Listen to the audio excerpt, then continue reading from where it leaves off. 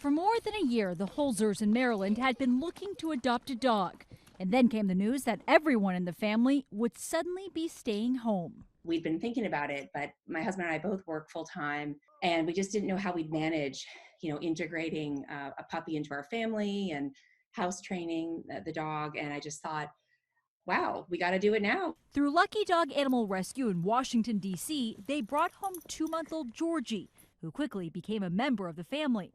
What a silver lining for my children who are out of school. There's this scary virus going around. They can't have play dates. She's like a little miracle for us. Rescue groups and animal shelters say they're getting offers to help out like never before, and the need could grow if owners suddenly become unable to care for their pets or shelter staff is reduced. If people aren't in a place to make it a more permanent decision, there are still other ways to help, like fostering, bringing home a pet until they're ready for adoption.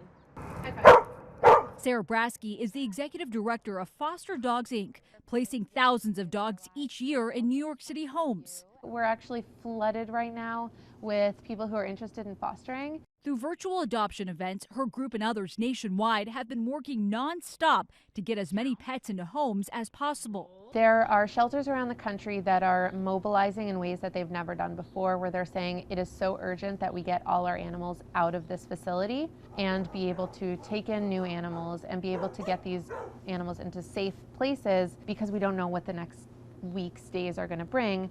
Erin Trotta usually only fosters on the weekend, but she's now hosting 10-month-old Mastiff mix Bubba full-time as she works from home.